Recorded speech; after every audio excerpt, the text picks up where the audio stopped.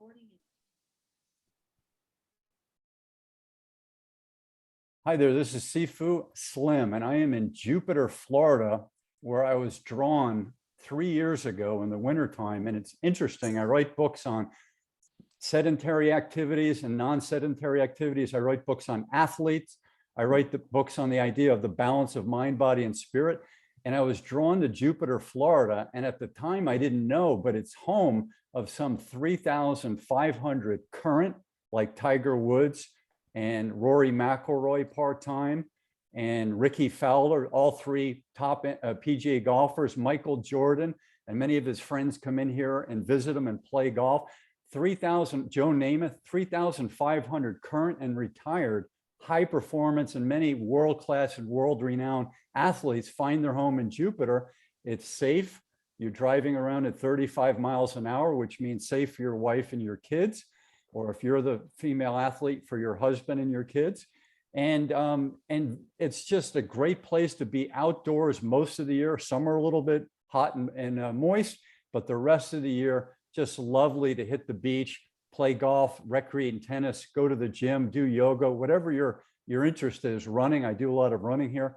And today I am pleased to bring on board Dr. Bob Weil, who's coming from, you'll tell us where you're coming from right now, but we have many similar things in terms of the balance, mind, body, and spirit, and also the idea of athletes and youth athletes and how we can make them sustainable and achieve some of their goals and not abuse themselves along the journey of their athletic lifestyles. Hi there, Dr. Bob. Hey, Sifu, it's great to be on with you. Again, hello, everybody. Again, Dr. Bob Weil. I'm a sports podiatrist, and I host the Sports Doctor weekly radio show.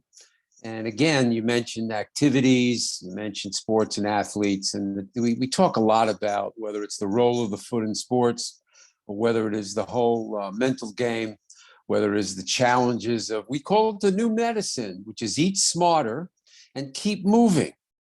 However, we want to prevent problems. We want to prevent injuries, and we're interested in enhancing performance. So Sifu, the idea of being able to continue to help educate, whether you're a great grandma or a superstar, this is what the Sports Doctor is all about. Wonderful, Dr. Bob. Thanks for that intro. Where are you located currently? I am in Chicago. Of course, I practice my New York accent at least once a week. I'm a New Yorker, but I've been here since podiatry medical school, gosh, 50-something years. So yes, I am in Chicago, looking forward to the kind of weather that you were just bragging about. Yeah, well, come and visit us in the wintertime. There are plenty of athletes. I'm sure they could use help with their gait and their posture, all related to the foot and the mind's connection to the foot. That's something I have not talked with anyone about. How is the mind connected to the foot? Is there a couple of sentences you wish to share about that connection? Again, the song, the foot bones connected to the ankle bones, connected to the knee bone, is really so much where it's at. So the mind connection, again, is paying attention to how your body feels. And if you're dealing with persistent lower extremity concerns, your back, your knees, your feet, and ankles, then what shoe you're in, your biomechanics, all are very, very important to try to, again, do the same thing we talked about briefly, which is just to prevent problems and also to be able to enhance health and wellness. So that mind connection is very important by paying attention to how you're feeling and how your body's feeling so that you could be your best self. So when I meet people who are in the life in the fast lane, which I also call life in the busy lane, they've got so many emails, so many Excel spreadsheets open, and then they've got their kids calling, their significant other calling, their parents may be calling, and then their 50 phone calls a day, all their billable hours or their research projects or whatever it is. They just seem so busy all the time. And they say, what do you do? And I said, I teach people how to connect and balance out all of those things. So yes, you can achieve the success, productivity, and performance that you want, but you're not at the end of the day feeling exhausted in a negative way, which we call wired in the modern era. some of the people like our ancestors who showed up perhaps from Europe to the Eastern Seaboard, maybe New York, New Jersey, like my ancestors, they, at the end of the day, let's say it was 12 hours of working in a factory or a farm or a mechanic or whatever they were doing, maybe 6 or maybe 7 days a week in 1898, You know, Siru, 1910. the topic of stress, Yeah, everybody, the guests I have on my show, wherever they are in the world, whatever their vocation or profession or interest, everybody's talking about mental health. So the things you're talking about have been multiplied times 1,000, reducing stress, paying attention to rest and recovery, balance, like you said, is extremely important. The more high performance somebody is, the more tendency is to deal with either burnout, physically or mentally. The big world of youth sports, where we have these, the reason I co-authored the book, hashtag Hey Sports Parents, Zero, is the idea that there's an epidemic, capital letters, epidemic of youth sports overuse injuries, both physically and mentally. So what you're saying is a very, very big topic. How do I pay attention to the stress and its effects on me with the 1,000 emails and running around like a maniac, and sometimes pushing these kinds of pressures on your young son or daughter athlete, and then dealing with concerns with the idea of, Dr. Weil, if my son doesn't take 2 Advil twice a day, he can't play. What should we do? Big topic. Or again, the adults. The biggest scourge in our country is pain medicine, or one of the biggest. Yeah. So these things you're talking about, this balance, understanding that you need a priority of reducing stress, rest, and relaxation. I'm a big meditation fan. Again, we have sports psychology and mental experts on the show all the time, exactly talking about, how important are these concepts to try to stay out of trouble with burnout and just overstress. Yeah, that's definitely, those are all topics I've spent the last 12 years researching and writing and interviewing people about. And to finish up on these ancestors, what I determined, the difference between them and the modern people in my generation, especially starting in the late 1980s, is that the end of that day, our immigrant ancestors and their kids were often so exhausted that they had to go to sleep within 2 hours after dinner. And because of that exhaustion, even if it wasn't a nice exhaustion, it was so powerful, like boot camp in the military, that they were out like a light for their 6 to 8 to 9 hours. And then they got up and did it again, whereas a lot of people in the modern era are looking at computer lights and TV lights and their iPhone lights until 1 a.m. And then they have a less than adequate, less than proper sleep. And they went to sleep wired instead of exhausted and tired and not fulfilled. And then they get up and they're kind of feeling lethargic or less. And then they start with the adrenal corruptor, which is coffee, often done improperly because it's a big industry. And then they start that day again and they never get reset.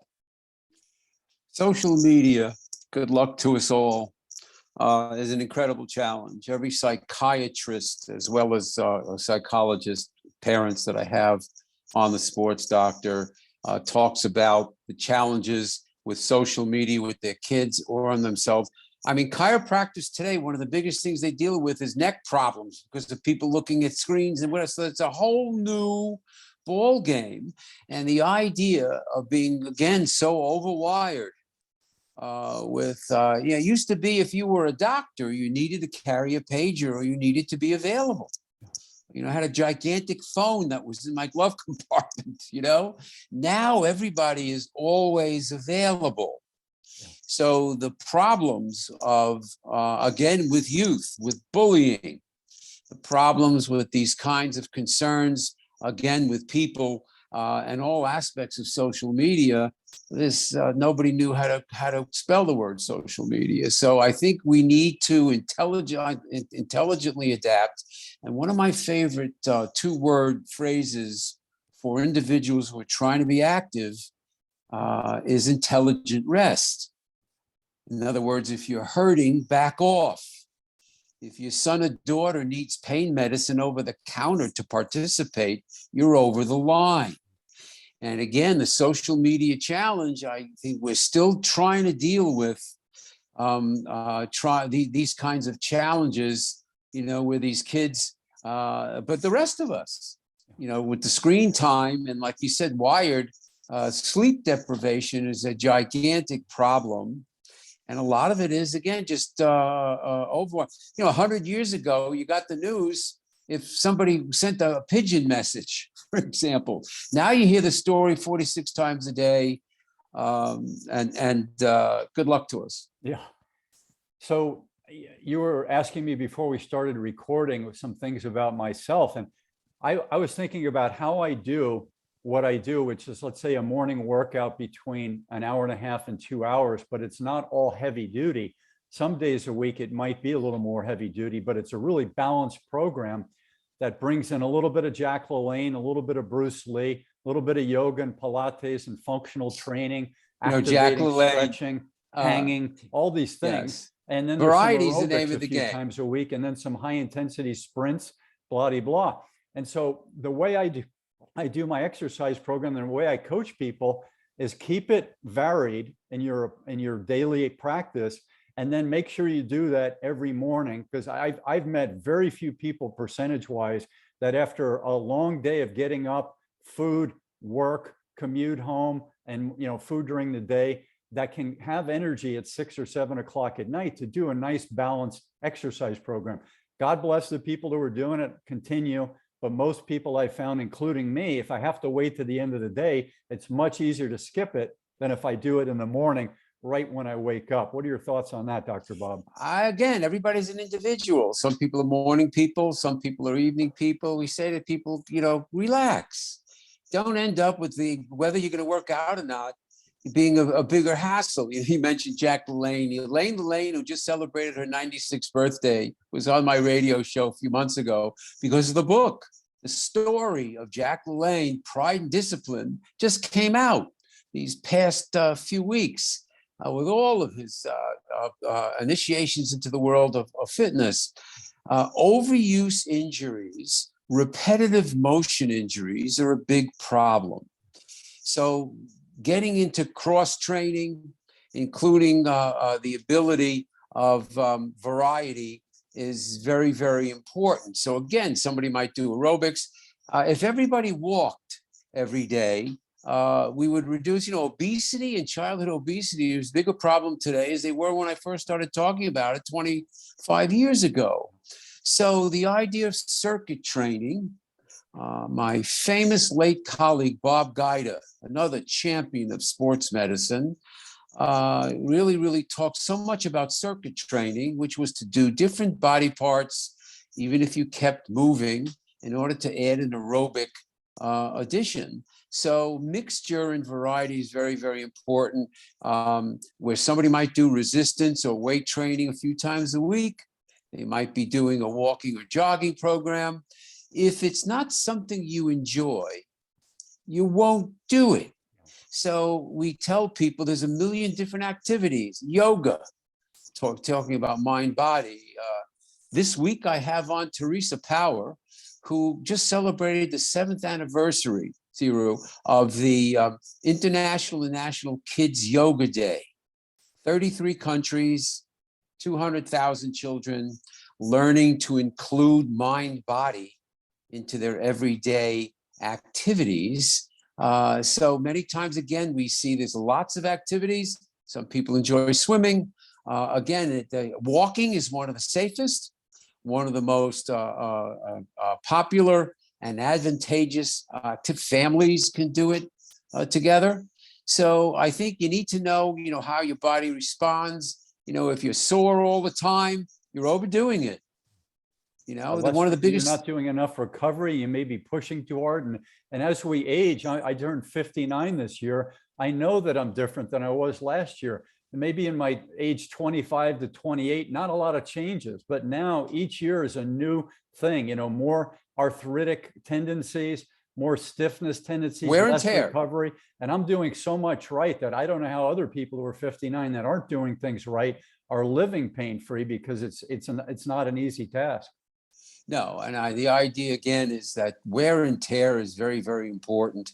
And we just don't want to be dealing so many chronic, ongoing, persistent problems, especially in the world of running or jogging as an example. Start off as simple concerns that if people didn't try to push through it, if people didn't try to use medication to get through it, wouldn't become a chronic, persistent problem. So again, rest and recovery is a gigantic, very, very popular topic today. Tell me your first name again, because I just escaped. Sifu. Sifu. Now I got it. Now I got it. Sifu. I think again the things that you're talking about are so very, very important. Because again, the idea of trying to stay active safely, I call it the terrible twos, Sifu. Too much, too soon, too aggressive, where these are some of the biggest problems we see. People start a new exercise program, they're all excited about what you're telling them, and they overdo it. Yeah. Or the coach overdoes it. I can't tell you how many youth coaches, Sifu, that I deal with, that my biggest concern is overkill.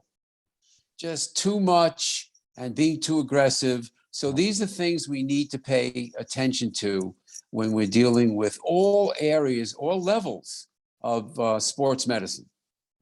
Yeah, I believe in that premise that you just detailed, and I'll give you one anecdote. As a friendly gesture and as a connecting way between me and a pastor at a church who was very much involved, I would say to the point of the extreme, on the day-to-day working of his congregation, the church, the building, and then any response that needed to be handled. He didn't outsource very well. He took it all upon himself. So he was a medium build. I'm an ectomorph thin build, and he was a medium build. And every year he would just gain maybe 2 pounds, 3 pounds. And pretty soon his full forearms, which were pretty darn muscular, they became full fat forearms, like maybe a butcher in a cartoon. So his whole body just kind of filled in everywhere. And so he hadn't exercised in ages. And I invited him out, and I said, look, what we're going to do today is I'm going to show you the structure and the exercises, but we're going to work on your technique.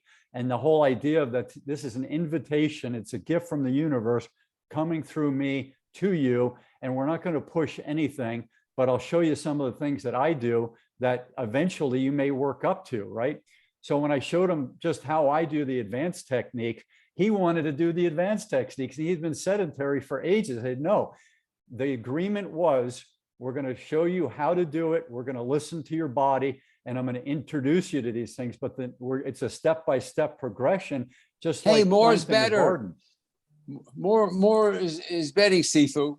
The idea again that more is better, that no pain, no gain, still are important challenges today when we're dealing with why do so many people who get started on some sort of exercise or fitness or wellness program quit. Yeah. And many times that's one of the challenges, is the idea that you just pushing too hard and getting perspective. You mentioned the key word, technique. It's very important that people understand how important proper technique is. Again, from my perspective as a sports podiatrist, do you or your children have flat feet? Do you have high arches? Are you bow-legged? Do you have one leg longer than the other? Do you have knock knees? All of body mechanics are very important and often are ignored. One of the most important things I look at when I'm screening somebody, whatever the sport is or their age or level, I'm interested in how well you balance on one foot and whether or not you're stable. So again, as you start an activity, if you don't have proper technique, then you have much more of a chance of having trouble. Yeah.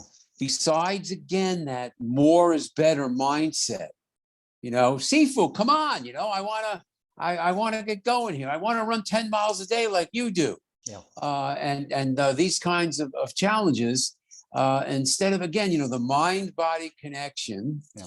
the idea, again, like yoga, the whole spiritual side of that mind-body connection. Again, every health club in the country today is paying very, very big attention to relaxation classes and helping to reduce stress as more and more of the population understands. And I think the pandemic, exploded this in our face, whether we liked it or not.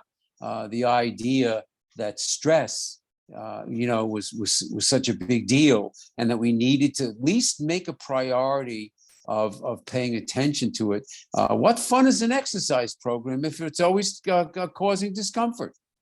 I go to gyms, Dr. Bob, occasionally. I'm normally an outdoor fitness person. Even if it's wintertime, I might be in my ski outfit with my warm duds on and my gloves outside, doing as much as I can on a place that's got, maybe the snow's not 4 feet, but it's only 6 inches. And I'm out there as much as I can, just like you're on Walton's Mountain. You don't stop going outside because it's wintertime. You stay out as much as you can, like you when you're a kid, and like I did as a kid. Our mom gave us some galoshes and we were out most of the day until lunchtime on Saturday. So I was thinking about the last time I was in a gym. I saw a personal trainer, and I have a certificate in that, but I think about the personal training scenario a little bit differently than a lot of the trainers that I've met.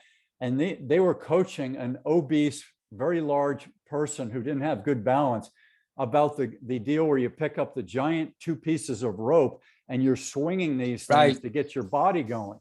And I'm saying, how much fun is that? For me, I'm fit. For Jack LaLanne, who is fit, how much is it for a new person? It's not fun for me. It's a hard work, but it's not very fun. Like dancing to me would be a lot more fun than that rope. And they're taking this obese, dysfunctional, imbalanced person, and they're teaching them this rope exercise.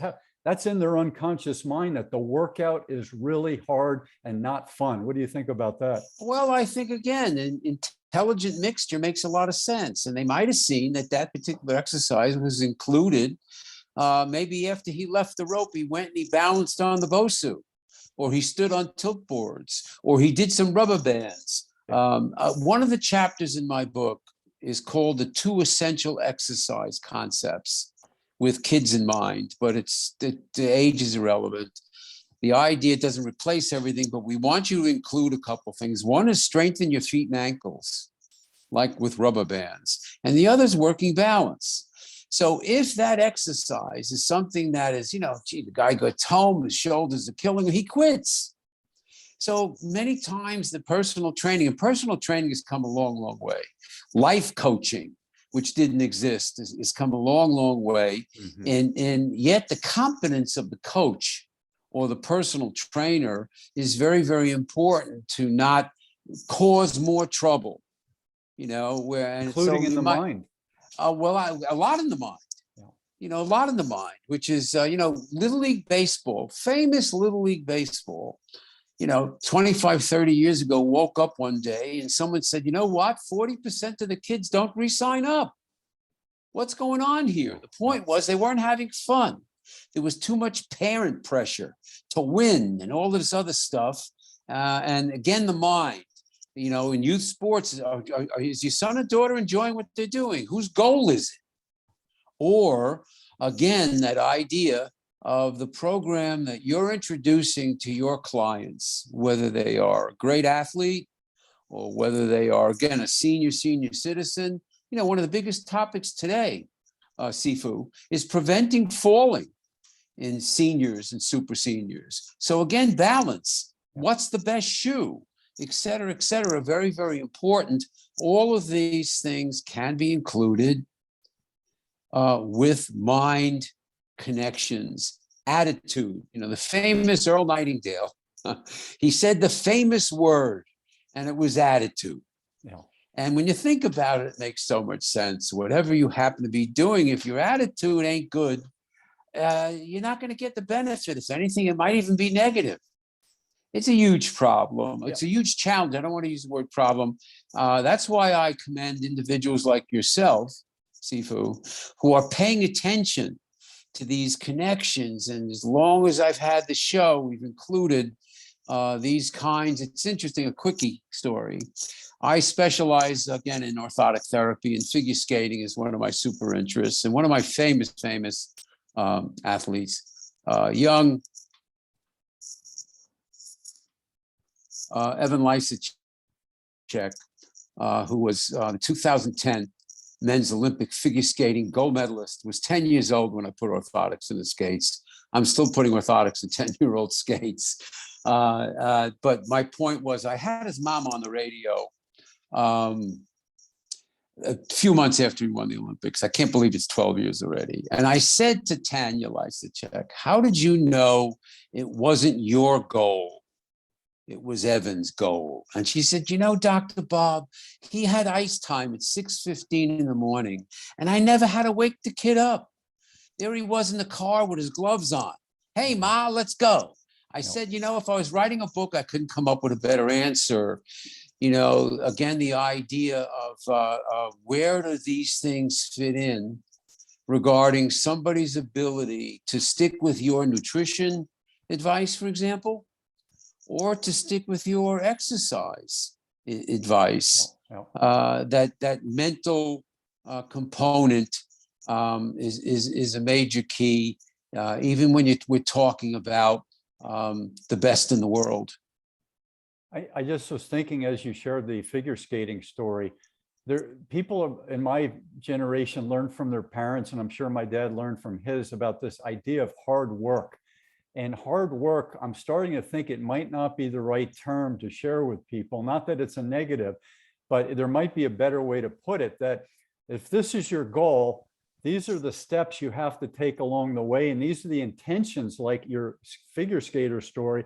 His intention, by his natural desire, was to put that time in to achieve an improvement, and maybe he had a goal in mind. You can tell me more about his goals. Well, Sifu, nobody worked harder, but a good point with semantics. Maybe we should say efficient work, or we should say productive work compared to that term hard. Yeah. Interesting point, Sifu. Yeah. So that's what I'm thinking. When you take somebody and you tell them how hard life is, we often tell that to each other and to our kids. Instead of that, we say, if this is your choice, like, you know, the kid doesn't want to eat their vegetables, they say, well, you can eat the asparagus or you can eat the peas. It's your choice, kid. And the child psychology is like, oh, I get a choice. Well, I'll take the asparagus, right? So if your choice is to get better at something, and the kid has a wide variety, I hope, of options, whether it's 5 or 50. And if you want to improve in this and excel and be on that team with your friends, these are the steps that you could take. It doesn't guarantee you're going to be on that team, but these are the steps you could take. And we'll talk about it at dinner every night, if you're open to it, to see how you're doing on that day's activities. What are your thoughts on that idea of slow progress, Dr. Bob? I think it makes a lot of sense. Safe, slow progress, you know, productive, slow progress. Again, I'll quote my famous late sports psychologist, Jim Vickery, when he would talk to parents and coaches. And his number one rule was for sports parents, whether they're sitting around after practice, whatever, is don't be a critic. You know, he would talk about those kinds of concerns, didn't you learn what you were told, and et cetera, et cetera.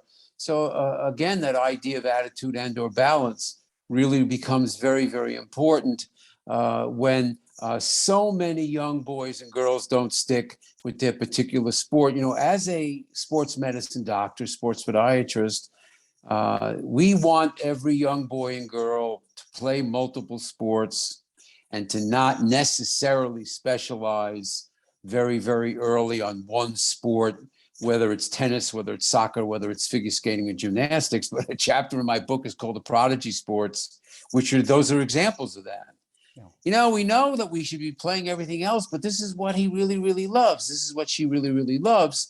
So I think those conversations around the dinner table regarding those concepts of health and wellness, and the concepts even of high achievement, or where we're talking about kids who are 11, 12, 13 years in. When we watched the Olympics, which we just did, both the Winter Olympics and the Summer Olympics, wasn't it amazing that mental health was the biggest topic, Yeah. whether it was Simone Biles or whether it was the Russians with the, giving kids performance enhancing drugs.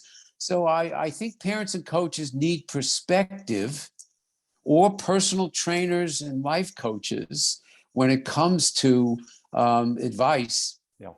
regarding your particular exercise program. Yeah, the tennis player who was top in the world, Osaka from Japan, she couldn't handle all of the interviews after her tournaments, and she left the French Open Yes. 2 or 3 years ago. And she said, I grew up texting and on the internet. I didn't grow up with these large groups or small groups of people where there was lots of interaction, and I'm not comfortable with it. I love to play tennis. I love to smile and maybe make a speech if I win, but I can't do the 20 and 30-minute barrage of interview questions, even if that's part of the contract. It's my mental health. Very, that's very at risk. difficult. And what started that, really exacerbated it. People might remember when she won the US Open, she beat Serena Williams. Serena Williams was in this controversy, this yelling match with the referees, all of this back and forth. And Osaka, who basically broke down, was embarrassed. Serena was one of her idols, and she beat her in this whole hoopla. And this is one of the contributing factors to what she was dealing with, to say, let alone if you're Simone Biles and everybody's expecting perfection in every aspect. But when you're watching these young superstars, and one of the most famous women tennis players who was labeled with burnout a lot of her career, was a patient of mine, was Tracy Austin, and in the 80s, and these pressure that are put on these kids, when we talk about, is anybody ready for this, this kind of scrutiny? And this is not for everybody. And sometimes we'll understand that people will start breaking rules and causing all sorts of different concerns. By the time, again, you watch the Olympics with a 16, 17, 18-year-old performing, they were 5 or 6 or 7 years old when they started. And hey, this is very, very special, but it ain't for everybody, to say the least. I wrote down some ideas I had that a dentist shared with me a long time ago. They learned to look holistically as an organization, the American Dental Association, back in the early 70s, which was very commendable. They came up with a slogan that a mouth doesn't walk into their office, a whole person does. So I wondered if the podiatry community says, hey, a foot doesn't walk into our clinic, the whole person does. Is that something you've heard or thought about? Oh, absolutely. I think it's a very, very important concept, regardless of any physician-patient relationship. The whole person, coach, athlete, coach, client, coach, parents, is very important. It's funny you mentioned dentistry. The alignment device for the jaw, a mandibular device, when I've had them on my show, which I have, we would compare to orthotics and shoes. Alignment. The idea, again, of the precision of performance or preventing trouble. But yes, the whole person, very, very, that great slogan for my dental friends. I agree with it. I've had many people, including myself, have problems of the foot. I don't know anyone who hasn't had a problem of the foot, but maybe they are out there. I wrote down a list of things that I would ask them about if I was doing some wellness coaching. I said, okay, biomechanical, shoe, injury, posture, gait. Then I wrote down nerve and neurological. Then I wrote down inflammation, and then diet and gut microbiosis, microbiome. I wrote down parasite, and I wrote down stress and psychological. Is there anything I didn't put on that list that I should? It's already, it's almost intimidating. By the time people listen to the end of the list, they might leave you. But the idea, again, when you're talking about all of these aspects, what's your personal history, Sifu? If we're talking about, I've never had foot ankle problems. My knees have never bothered me, or my back. I've always had knee trouble. Many times, again, if you have persistent lower extremity problems, look at the feet. You can be a superstar with flat feet. But 85% of the problems I see in podiatry are pronated, excessive pronated, flat foot type related.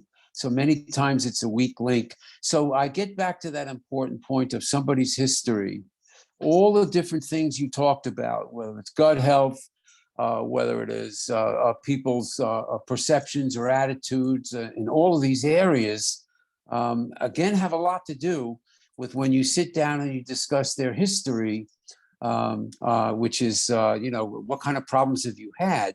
And then you can start paying a big attention. Another pearl from the sports doctor for you guys. Still to this day, the famous ACL knee injuries are 5 or 6 to 1 females to males. And a lot of it is biomechanical. A female has wider hips, a different angle down to the knee, and females, their hormones, as they develop, the idea of some laxity, a little bit more flexibility in the body. There's nowhere near enough attention to the role of orthotics when it comes to helping many of these. You mentioned posture various times. If you have any of the imbalances that I mentioned, whether it's one leg shorter than another, which is much more common than we assume, or whether it again is that, I'm looking at this kid, he's got these high arches. No wonder he always has shin splints, because his foot is not an effective shock absorber. For example, again, we get back to that individual history, and then being able to look at preventative measures. And as many of those preventative measures have a lot to do with a lot of your, Sifu, your attention to the mind-body connection. I find that those, again, are just as important when you're dealing with the whole person.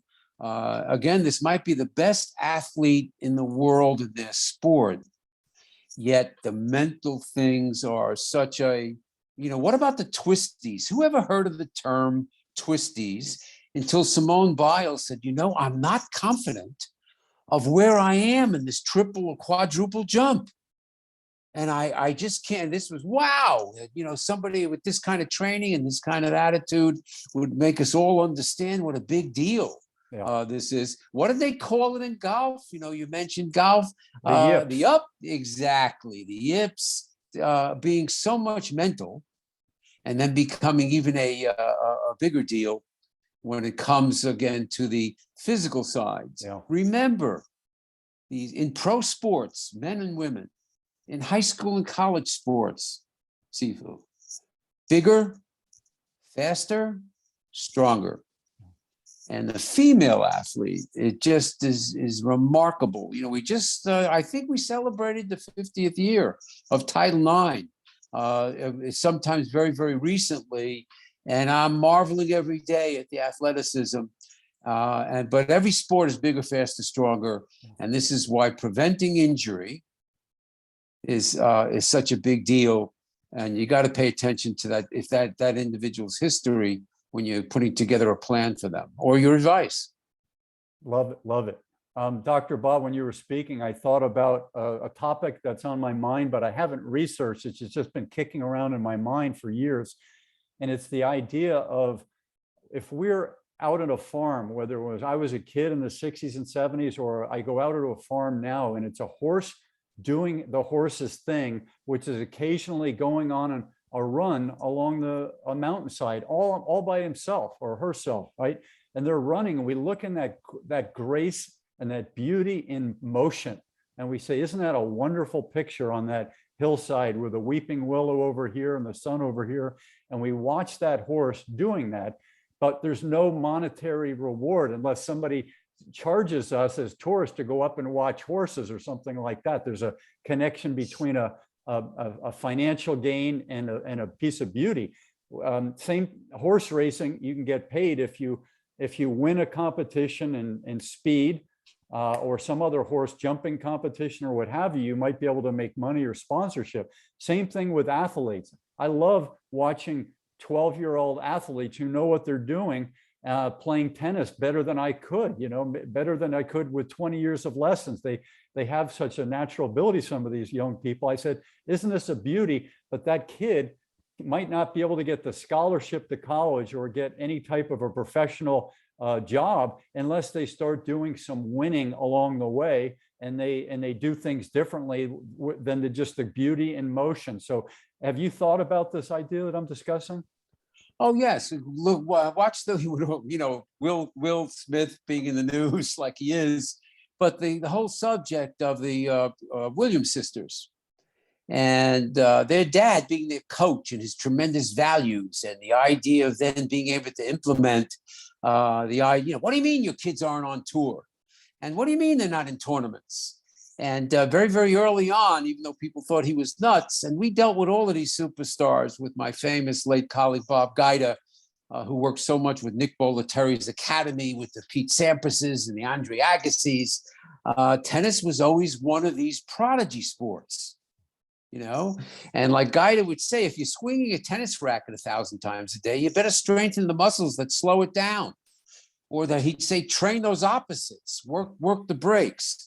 So again, you have like a movie where they're talking about those kinds of inclusions, the necessary inclusions. What do you mean your two girls who became the best in the world, like he said they would, haven't played any competition? We're at younger and younger ages. And yet, again, that was added in. Like you talked about the experience of winning or the experience of hard work. Right. But like you mentioned, racehorses, again, on the negative side is the the horses on drugs. Yeah. And the idea of so many injuries and all of these things because of overkill and overuse. It's no different with us or you as well, again, whether it is $1 million athletes. And, I have team physicians on my radio show all the time. Chris Ahmad from the Yankees, Brian Cole from the White Sox and Bulls as an example, talking about what about those pressures, where the athlete says, don't you understand? I got to play yesterday. And, this is where, I'll throw this in, the performance enhancing drugs, all the cheating. We watched it in the Winter Olympics with a 15-year-old. But I'll tell you the reality. I renamed performance enhancing drugs 10, 15 years ago, performance surviving drugs. The idea, again, of taking pain medicines to try to somehow survive or stay in the game. And the mental pressures that are on, whether it's the doctors who are treating these athletes, whether it's the parents of these young athletes or their coaches, don't you understand, Dr. Weil? She's got competition next week. If she doesn't take the Advil, the knees are killing her. So this is the culture that we're in. So interesting concept you brought up. The idea of the idea of learning how to win, for example, being one of the ingredients that would need to be included for this youngster in order for them to somehow achieve. You mentioned the scholarships. You know how many athletes become professionals? It's 1 out of millions. Yeah. And a lot of times parents don't understand, but you got the scholarship on the line or being on that traveling team and the pressures from parents or coaches. This is a very big problem today in the big business of youth sports. And it's also a big deal, for instance, with your adult clientele who might be, like it sounds like you, real achievers. What's your attitude going to be like if you're down with an injury for a couple of months, Sifu? I'm asking you. I was in Croatia 2 summers ago, and just on a casual grabbing the roots on the side of the bank of the little river, I was just popping in. So maybe 3-foot drop, nice and easy into the water. And my bone, what's the little hook that grows out on the plantar fascia hook? Oh, you're talking about a bone spur? Bone you're talking spur. about on the foot? Yeah, bone spur. Yes. I already had a feeling I had them. I'd already been doing a lot of therapeutic exercise and stretches for my plantar fascia and hip exercises and biomechanical thing. And then didn't have any problem running, doing my sprints because I was doing all that other therapy. But I jumped in and I landed on a rock, not very hard, but at a right angle that it really hit that bone spur, that heel spur. And I was in discomfort for the next 8 months. And I had a feeling this thing was never going to go away. I just, my mind Well, said, bone hey, spurs, for instance, in plantar fascia is the band-like substance goes from the toes to the heel on the bottom of the foot. It's a tendon tissue, constant traction where it attaches to the heel, irritated, inflamed, pulled, stretched. Every step we take, we use that area. And the bone responds over the years into our 40s and 50s many times, and a spur forms. Not all spurs hurt. It's the process many times that hurts. So I'm hoping you, Sifu, my friend, wear a pair of custom orthotics that'll help your problem big time. I'm flying out to Chicago next week. I hear you. Again, the takes years for a spur to form. Now, again, the stretching you'd be doing and the strengthening that you're doing, get on those rubber bands, get on those. They're one of the greatest pieces of equipment. It's called the Sand Dune Stepper. Sand Dune Stepper is a piece of equipment that simulates being on the sand and the gripping of your feet and the working of those muscles in your feet. These kinds of exercises can be very, very good. But many times your mechanics over your whole life is what can cause that problem. So your bad luck in landing on that rock or whatever and hitting that area, and all of a sudden, something that might have stayed quiet now is a problem because of the fact that the condition, big time, proper support of the arches almost always is productive. But the difference between a custom orthotic, which is about joint alignment, and it's like a contact lens for your feet, is the GOLD program.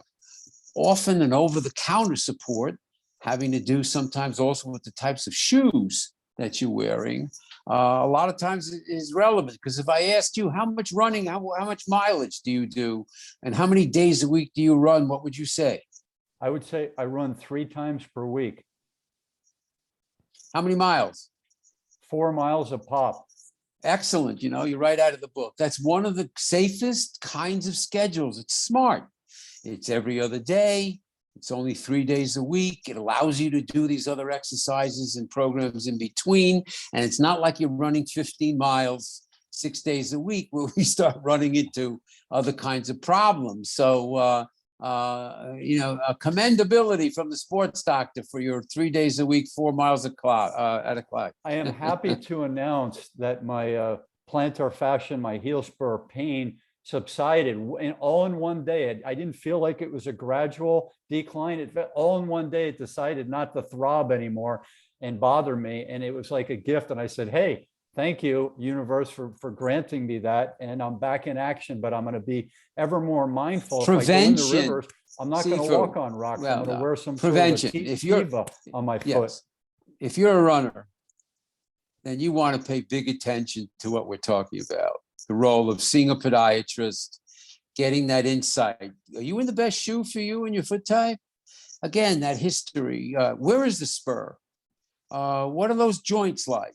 Can we prevent trouble, or will you fall into the category, just again, in general, of let's wait for it to become a problem again and ruin your running?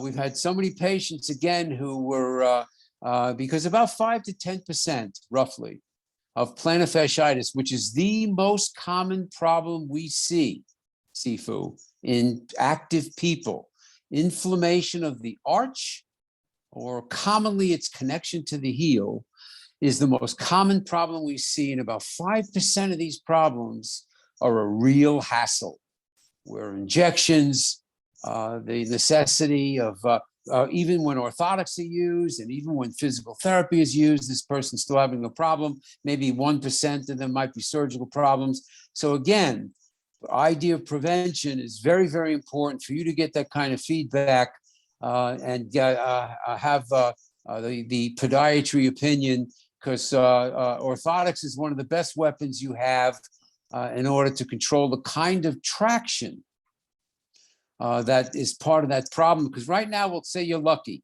I'm rooting for you. I'm very lucky. I'm very blessed. One or two more questions, and we'll let you get back to your busy day. and your sustainable balance day also. I would say the idea of damage is really important. So when I've been to doctors that taught me back exercises and stretching exercise. I have a very long back. My height at 6'3" is mostly in my upper back. Lower back. I got extended and I have a long neck. So they were teaching me at age 10 and 12 from various injuries, abdomen and back exercises, neck stretching, and I've done them. And when I start coaching people through an injury that they have, and I show them some exercises to help heal the energy, that injury, and make it a little bit stronger the next time around, and teach them a warm up and a cool down for that area. I said, what I do with my therapeutic exercises that people have taught me for my base default biomechanical issues, I do those exercises as part of my routine a little bit every day. And that's my therapy of prevention and efficiency. I said, so I think that's what people should do for a car accident. They go in and they got whiplash and they show them some things and they do that for 2 or 3 months. And then they don't do it again, but then they've got that sore area that will rear its angry head because they're not doing any therapeutic exercises as a part of their sustainable life. What are your thoughts on that? No, I agree with you totally. And a lot of times we see that the core, again, when I first met Bob Guida in the late 70s, medicine didn't know how to spell the word core. No one really talked about it and how important it was, regardless of what sport you played or regardless of your body type. The idea that strengthening the core and all the muscles that support it had so much to do with not only staying out of trouble. Half our country is plagued with back problems and low back problems. People who sit too much, people, again, you mentioned the word posture. So many times seeing a good physical therapist, really finding out what's the best type of preventative exercises for me and my body type that I could practice every day makes sense. Again, technique is a key. So often we see that people can get off if you're doing the wrong exercises or overdoing it, then you're not necessarily achieving the goal you have, which is, being proactive. The famous word prehab, which is to do the kinds of, and getting feedback of a good physical therapist is one of the best ways in order to get a good home program for you to include. I have tremendous regard for the chiropractic profession. Again, along all those lines, the importance of the spine is such a big deal. Again, there's not a serious team or athlete who doesn't include a chiropractic colleague on their sports medicine team. And the sports medicine team today is a big deal. It's got like 15, 20 components of specialties, psychology being one of them, Sifu. One last thing, a little part, but first share how people can get a hold of you, Dr. Bob. sportsdoctorradio.com is my website. If people go to radio shows, they go back years, what were the topics, what they want to listen to, whatever they like. They go over to newspaper articles and magazines. They can read an endless array of the articles we contribute with MVP Magazine, Lower Extremity Review. I have thousands and thousands of followers on Twitter. I can't tell you how many guests I get from Twitter and LinkedIn. And we have a lot of great, good sports medicine information, health and fitness information at Sports Doc, DOC Radio. But they can get all those links if they go to sportsdoctorradio.com, Sifu. Thanks, Dr. Bob. So I'm Sifu at Sifu, SIFU Slim.com. And I wanted to share one last anecdote and ask you, as an experienced medicine man for all these years, an athletic type person. I have a contact when I was about 28 and he was 25 and he had broad shoulders. He was a big American dude, in shape. He'd be about 220. And he was a professional baseball player. Now you would think, being that size, he was a great hitter, and he really was. He had a great hitting ability, and he had high average in the minors, and he just made it up to the show. But his best thing was he was great in the outfield. He really had a great arm, great depth perception, hand-eye, all those things. and you need good communication skills to figure out where that hitter's going to hit it, and listening skills, and study all that stuff. So he was the full package. And one day he went out, some people on his team said, hey, we're going out to hit batting practice. There was this supplemental batting practice. And I think they were in Candlestick Park or somewhere where it was cold and misty. So it's in the morning. He's not really warmed up. And this was something out of his normal practice, even though he was only 23 at the time. You need to warm up the body. And what he did is he took 2 swings, and then he tore some things in his subscapularis rhomboid area, and that never healed, and he was off the team. And then he just became a slow pitch softball guy by age 25. So that, to me, what I would have tried to teach people: learn to say no, observe things before you're going to get into them, and then do the full warm-up program, like tennis ball rolling and foam rolling, massage. Assess where your body is that day. Don't just go out with a limited thing and start doing your superhuman swings at the ball, because there goes your career or your health, either one. Share what your thoughts are on that, Dr. Bob. Well, it's like walking out of the house and just starting to run. The warm-up is the key. Is the even walking and doing a little skipping and moving around. So this guy had terrible, horrible luck, because he might have done that a million times, never pulled a tore muscle, let alone one that ruined his career. But the lesson there again is you have to warm up properly in order to be able to have the least chance of an injury. He made a very bad decision in that regard. But again, whether someone walks right out the door and starts running instead of being able to warm up, or somebody gets into action right away, they're a lot more susceptible with a cold body than they would be if they warm up properly. What's the best warm up? There's been a million different ideas regarding that. You know, the idea of static stretching used to be so popular in my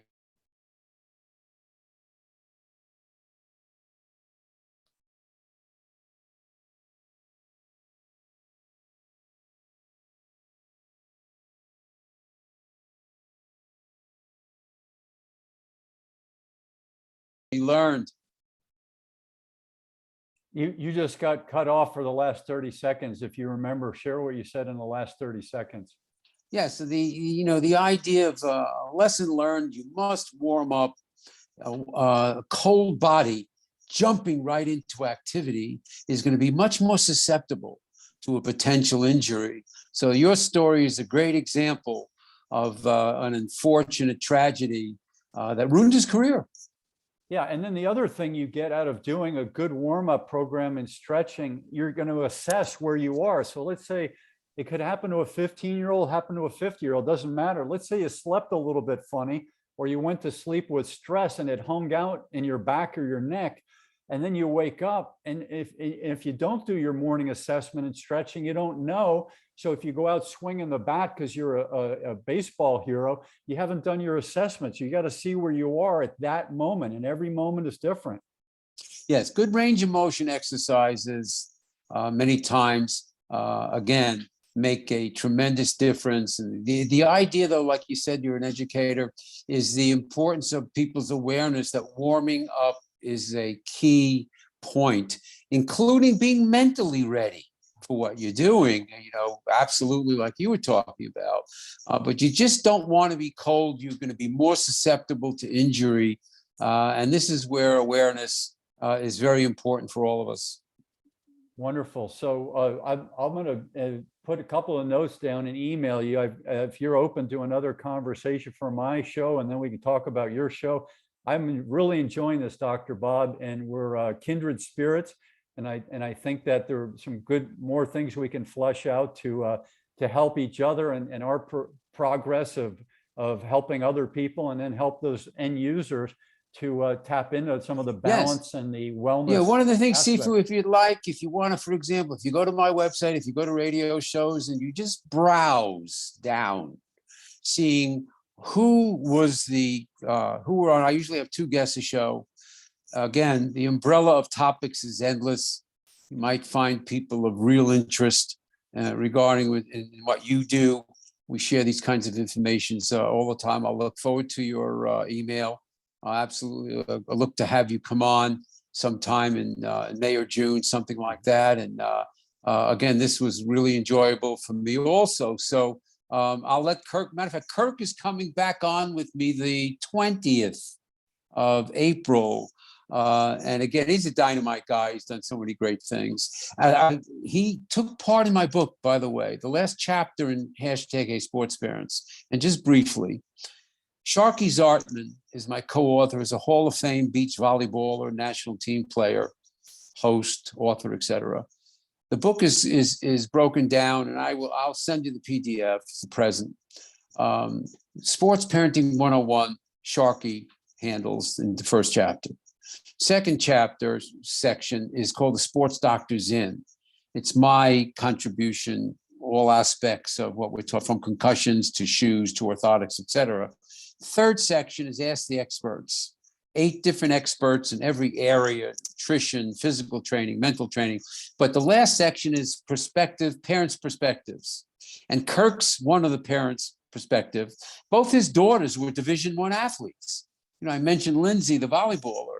What was it like, Kirk, to deal with, both these girls? They both got scholarships, and you were a gym teacher, because Kirk was an NCAA gymnastics He's champion. the Lord of the Rings. He wishes that he could Exactly. have gone to the Olympics just on one thing, because his rings were his skill. He Yes. wasn't at the level on all Yes. the other. He was told parts. he'd never make the team. That's why his book, I reference his book all the time, Becoming a True Champion, because it really is one of the things I recommend to everybody. So I'll look forward to your email, and then we'll follow up. And thanks so much, Sifu. It was a pleasure.